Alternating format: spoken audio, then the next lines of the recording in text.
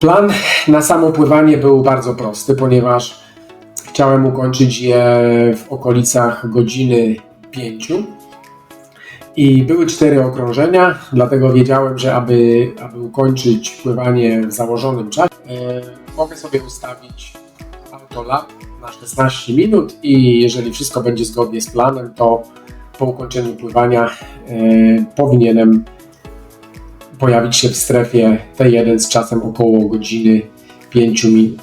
I pierwsze okrążenie wyszło naprawdę dobrze, zgodnie z założeniami. Autolap 16 minut poinformował mnie o tym, że jestem troszeczkę nawet przed czasem, co mnie bardzo ucieszyło.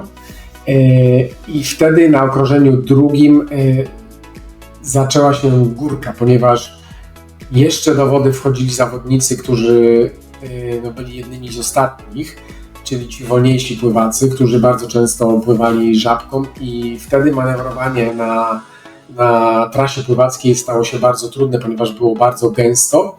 Dużo osób płynęło swoim tempem, troszeczkę wolniejszym tempem albo dużo wolniejszym niż ja, przez co ciężko było mi manewrować. Dużo częściej musiałem wtedy podnosić głowę do tego, żeby obierać kierunek. No i przez co ciężko było płynąć swoim rytmem, ciężko było utrzymać ten rytm przez całe okrążenie. To był bardziej taki slalom, podczas którego musiałem się też upewniać, że nikomu nie przeszkadzam, nikogo nie uderzam, nikogo nie podtapiam. I drugie kółko jakby zdawałem sobie sprawę, że płynę wolniej, natomiast pod koniec drugiego kółka jeszcze wiedziałem, że jestem w granicach swojego celu, w granicach płynięcia takim tempem, które da mi finish w godzinę i 5, czyli zgodnie z założeniami. Natomiast na kółku trzecim i czwartym było podobnie jak na kółku drugim, tam nie za wiele się przeżyć. Ciągle miałem wrażenie, że jest tłoczno i ciężko było mi złapać ten rytm, ciężko było mi ten rytm utrzymać. W związku z tym wiedziałem, że wtedy płynę już zdecydowanie wolniej i prawdopodobnie tego czasu godzina 5 nie uda się osiągnąć. I tak też się stało. Skończyłem pływanie z czasem około godziny 8 minut, co dramatem jakimś dużym nie było, natomiast wiedziałem, że jeżeli chcę osiągnąć tę granicę 8,45, do której wiedziałem, że dążę, będę musiał prawdopodobnie troszeczkę nadrobić na rowerze, a być może później na biegu, jeżeli oczywiście będzie na to przestrzeń. Jeśli chodzi o strefę T1, przebiegła ona zgodnie z planem. Tuż po wyjściu z wody zdjąłem swój wetsuit do połowy, założyłem trisuit, ponieważ mam zwyczaj pływania z opuszczonym na dół trisuitem, po to, żeby nie ograniczać mobilności swoich ramion, ale sprawnie poszło mi założenie trisuita, zdjęcie później wetsuitu, założyłem kask, zdjąłem rower i wyruszyłem na trasę rowerową. Na rowerze były 4 kółka. Plan, jeżeli chodzi o czas, był taki, aby ukończyć rower w okolicach 4 godzin 40 minut. Jeżeli chodzi o moc, moim planem było jechać przez pierwsze 2 kółka z mocą 230 W, a później zobaczyć, jak ma się ciało, jak mają się mięśnie. Jeżeli byłaby na to przestrzeń, to wiedziałem, że mam też lekką możliwość i przestrzeń manewru, zwiększenia mocy, z którą jadę do 235-240 W, ale to wszystko miałem ocenić na trasie. Także pierwsze kółko przejechałem zgodnie z planem, średnia prędkość po całym kółku była prawie 40 km na godzinę, co było powyżej moich założeń. Wiatr na pierwszym kółku był naprawdę minimalny i nie przeszkadzał. Drugie kółko też przejechałem zgodnie z planem, natomiast na tym kółku uciekł mi zawodnik, z którym jechałem przez sporą część pierwszego i drugiego kółka. a który wiedziałem, że jest w mojej kategorii wiekowej i może być potencjalnym konkurentem, jeżeli chodzi o rywalizację, o zwycięstwo. I zawodnik ten jechał mocniej, ja nie chcąc ryzykować, no po prostu nie jechałem za nim, nie trzymałem się jego koła oczywiście w tym przepisowym dystansie i pozwoliłem jemu jechać swoje i ja również jechałem swoje zgodnie ze swoimi założeniami, które sobie przyjąłem przed wyścigiem. Trzecie kółko w stronę Lisewa, gdzie była nawrotka i gdzie jechało się z wiatrem. Jeszcze wszystko szło zgodnie z planem, natomiast z powrotem wiatr już wzmógł się naprawdę bardzo i ciężko się jechało. To muszę przyznać, ciężko mi się jechało. Bardzo często podnosiłem pozycję z chwytu dolnego na chwyt górny, żeby nie przesadzać z watami, po prostu lżej mi się jechało w chwycie górnym, a czułem, że nie ma to zbytniego wpływu na prędkość, ponieważ jechało się pod wiatr. Wiatr wiał między drzewami, także ciężko też było utrzymać rower w jednej pozycji. I po trzecim kółku mój zespół pomagający poinformował mnie, że mam 7 minut straty do prowadzącego zawodnika w mojej kategorii wiekowej. W drugiej części drugiego okrążenia, na naprawdę bardzo prostym odcinku trasy, gdzie nie spodziewałbym się, że może wydarzyć się coś podobnego, wpadł mi bidon, w którym miałem 82 gramy węglowodanów. Wiedziałem, że te węglowodany będą mi potrzebne i bez nich ciężko będzie z taką mocą przejechać do końca etap rowerowy. Dlatego po drugim kółku poinformowałem mój zespół wsparcia, że będę potrzebował na następnym kółku, kiedy będę ich mijał, 80 gram węglowodanów w postaci napoju. Jeden bidon potrzebuje jeszcze jeden na następne kółko. To samo? I oczywiście mój team przyjął to do wiadomości i wiedziałem, że po trzecim kółku, kiedy następny raz będę ich widzieć, tego właśnie wsparcia mogę od nich oczekiwać.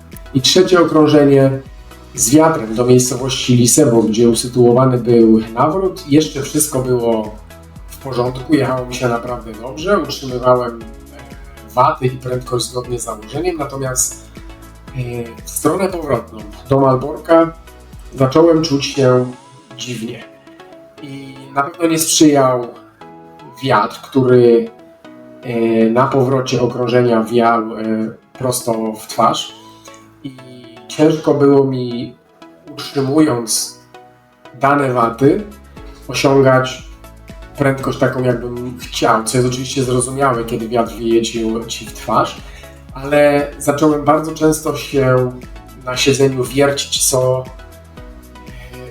jest dosyć nietypowe, czego raczej nie robię. Nie mogłem utrzymać pozycji na dole. Często wstawałem, oczywiście zmniejszając przez tą prędkość, którą jadę. Wiatr, który wiał z przodu, z boku, między drzewami, sprawiał, że ciężko było mi się utrzymać w pozycji dolnej również, przez co moja średnia prędkość zaczęła spadać naprawdę w bardzo wysokim tempie. I po trzecim kółku dowiedziałem się od mojego supportu, że strata do zawodnika prowadzącego w mojej kategorii wiekowej wynosi około 7 minut.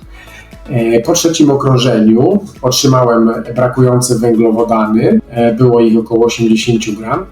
Natomiast nie były to takie węglowodany, do których ja jestem przyzwyczajony i które zwykle biorę.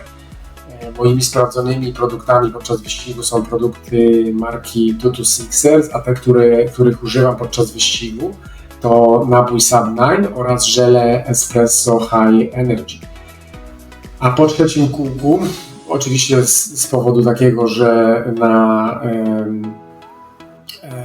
we wiosce, że tak powiem, przy linii mety, gdzie były stoiska z żelami, z napojami energetycznymi, niestety nie mieli napoju SAP9 i pan, który sprzedawał, powiedział, że podobna struktura, jeżeli chodzi o ilość i jakość węglowodanów, może pochodzić z napoju CIS Beta Fuel bodajże i taki napój został mi podany po trzecim okrążeniu. Oczywiście jakby to nie miało dla mnie najmniejszego znaczenia, nawet nie dopuszczałem do siebie tej myśli, że może to w jakikolwiek sposób wpłynąć na mój wyścig, natomiast wiedziałem, że liczy się to, że mam przy sobie 80 gram węglowodanów i mogę jechać z taką mocą, jaką sobie założyłem i konsumując taką ilość węglowodanów, jaką chciałem skonsumować podczas całego wyścigu. Natomiast od początku czwartego okrążenia już wiedziałem, że z taką mocą, jaką sobie założyłem, nie będę mógł dalej jechać. I wpływ na to miały trwające już tak naprawdę od połowy trzeciego okrążenia problemy z żołądkiem. Czułem, że mój żołądek nie przyjmuje pokarmu, przez co zostaje on właśnie w żołądku, nie przedostaje się do jelit, do mięśni, do krwi i przez co moc, którą mogę generować na rowerze, jest zdecydowanie niższa. Także niestety to czwarte okrążenie było, nie boję się powiedzieć tego słowa, bo po prostu słabe. Pojechałem dużo poniżej oczekiwań i po prostu w nogach nie było z czego przyspieszyć. Po prostu spodziewałem się, że może to być początek końca i że maraton może być ciężki. Natomiast to była myśl, która pojawiła się w mojej głowie chwilowo. Stwierdziłem, że spróbujmy przejechać do końca etap rowerowy na tyle, na ile się spróbujmy pobudzić żołądek do działania, spróbujmy mu dać tyle węglowodanów, ile potrzebuje.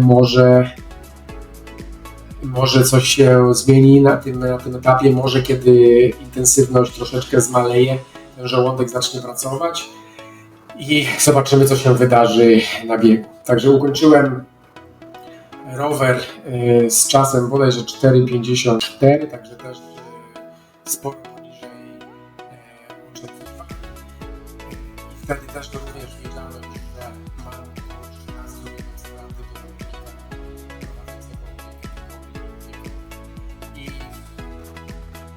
wynika. I dowiedziawszy się o takiej stracie, ani razu nie zwątpiłem w swój sukces, ponieważ wiedziałem, na jaki bieg jestem przygotowany i na jaki bieg na dystansie maratonu mnie stać. W roku poprzednim podczas Ironman Italy przebiegłem maraton w czasie 2,52 i wiedziałem, że maraton w takim tempie może dać mi zwycięstwo. Wiedziałem, że stać mnie na podobny, a może i nawet lepszy maraton również w tym roku, jeśli oczywiście żołądek zacząłby pracować i wróciłby do swojej normalnej dyspozycji.